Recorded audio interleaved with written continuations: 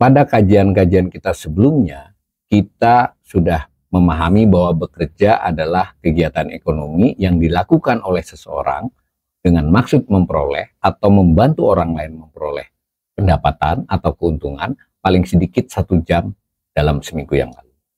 Sedangkan mereka yang tidak bekerja disebut pengangguran. Jumlahnya 7,86 juta orang per Agustus 2023. Dilihat dari presentasi terhadap angkatan kerja yang disebut dengan tingkat pengangguran terbuka, presentasinya adalah 5,32%. Nah, kita sudah pernah kajian, BPS menyajikan data berdasarkan tingkat pendidikan para penganggur. Nah, ada informasi lain juga yang biasa dianalisis, disajikan oleh BPS, dianalisis oleh ekonom, mestinya juga dianalisis oleh para ekonom pengambil kebijakan untuk menjadi dasar pengambilan kebijakan di bidang ketenaga kerjaan maupun pendidikan, mestinya ya. Tapi kita pada kajian kali ini hanya untuk memahami data dasar tersebut. Nah, berdasarkan usia, itu BPS membaginya dengan rentang 5 tahun. Jadi ada penganggur yang usianya 15 sampai 19 tahun. Kenapa sebelum 15 tahun tidak dihitung? Ingat, definisi kita tentang pengangguran adalah orang di usia kerja, maka 0 sampai 15 tidak dihitung. 15 sampai 19, 20 sampai 24 dan seterusnya. Kecuali yang 60 tahun ke atas dijadiin satu kelompok. Nah, dari jumlah pengangguran yang 7,68 juta tadi, di usia berapa saja pengangguran itu berada? Nah, menurut informasi BPS, ini kurang judulnya ini, bahwa ini adalah per Agustus 2023. Dan jumlah terbesar adalah pada usia 20 sampai 24 tahun. Berjumlah kurang lebih 2,67 juta. 2,67 juta ya. Nah, begitu juga dengan yang 15 sampai 19 mencapai 1,63 juta. Ini menarik. Makin ke sini jumlah penganggurnya makin sedikit ya. Jadi di usia-usia 30, 44, 45, 49 sampai 50, 54 jumlahnya sedikit. Data ini saja juga masih tanda petik ya, kurang bunyi ya. Kita mau tahu presentasinya. Dari apa presentasinya? Ingat, cara kita mempelajari ketenaga kerjaan itu presentasinya dari angkatan kerjanya. Dari istilahnya dari populasinya, dari kelompok itu. Nah, maka kita dapat begini.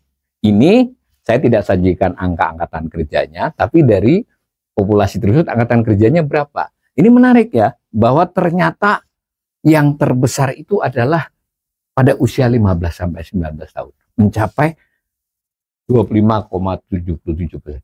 Jadi 1/4 dari orang yang berusia 15 sampai 19 tahun sedang mencari pekerjaan dan sedang bekerja, artinya masuk ke pasar tenaga kerja, itu 1/4-nya tidak dapat kerja. Nah, perbandingan dengan yang umum ya, umum ini seluruh usia kerja yang masuk pasar tenaga kerja, jumlahnya 147,71 juta, yang menganggurnya adalah 7,68, dapat 5,32%. Nah, ini tampak bahwa sebenarnya yang paling banyak menganggur adalah penduduk usia 15 sampai 19, 20 sampai 24, 25 sampai 29. Biasa disebut dengan pengangguran usia muda. BPS mendefinisikannya hanya 2 kelompok ini, 15 sampai 19, 20 sampai 24. Tetapi beberapa ekonom termasuk saya itu biasa menambahkan ya mestinya yang 25-29 ini atau di bawah 30 tahun sebenarnya juga termasuk usia muda. Nah, kan kita bisa melihat ini berapa presentasinya.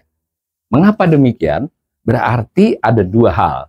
Pertama, ini penduduk usia muda ini masuk ke pasar tenaga kerja dan belum mendapat kerja, tidak mendapat kerja, atau mereka terpaksa masuk angkatan kerja. Harusnya kan sekolah ini. Sampai usia ini kan mestinya sekolah. Kalau dia sekolah, dia nggak masuk angkatan kerja loh. Kita pernah kajian bahwa orang disebut pengangguran kalau dia angkatan kerja. Kalau dia umur 23 tahun tapi dia kuliah dan tidak mencari pekerjaan, dia bukan pengangguran, bahkan bukan angkatan kerja ya. Jadi ini benar-benar dihitung dari mereka yang masuk ke pasar tenaga kerja. Masuk pasar itu artinya mencari kerjaan baik dapat maupun tidak. Nah, kita ini dianalisis biasanya.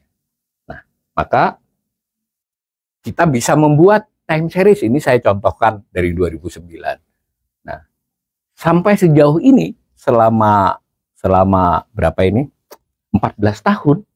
fenomena penganggur usia muda itu sangat besar masih. Nah, ini yang khusus yang hitam ini BPS nggak masukin, saya nambahin. Lihat saja bahwa, saya ulangi sekali lagi, ini harus kita bandingkan dengan tingkat pengangguran umum yang 5,32% tadi. Jadi fenomena pengangguran usia muda, meskipun ada sedikit penurunan ya, ini ada tren menurun untuk yang 15 sampai 19 tahun, ini 15, yang 20-24 cenderung stagnan, malah ini stagnan kan, yang ini malah meningkat yang 25 sampai 29 tahun. Berarti di sini mungkin bisa merekomendasikan kepada kebijakan. Misalnya kebijakan pendidikan. Jadi bagaimana menyiapkan usia muda, karena yang usia muda ini kan tidak memiliki pengalaman kerja, dan ada kemungkinan juga mereka tidak memiliki keahlian kalau kita kaitkan dengan kajian kita tentang tingkat pendidikan. Dan ini analisis lanjutannya bisa, sudah muda, tidak berpendidikan. Ya kalau umur 16-17 tahun kan, ya tidak mungkin lulus kuliah kan, secara statistik ya. Nah, begitu, maka fenomena ini bisa kita hubungkan dengan tingkat pendidikan, sekaligus kita hubungkan dengan pertumbuhan ekonomi.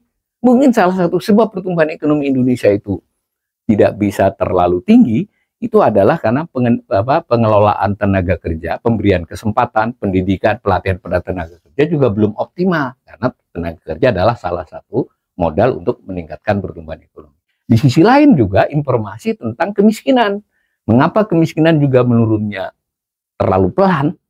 Itu antara lain juga karena banyaknya penduduk usia muda yang tidak dapat pekerjaan, atau kalaupun bekerja mereka berpendidikan rendah, dan seterusnya. Nah, maka kajian tentang pengangguran usia muda ini menjadi perhatian di banyak buku teks ya. Bahwa negara-negara yang relatif berkembang ekonominya biasanya pengangguran usia mudanya sangat rendah. Baik karena mereka dapat pekerjaan, atau lebih tepatnya sering tidak masuk angkatan kerja karena mereka sekolah atau kuliah.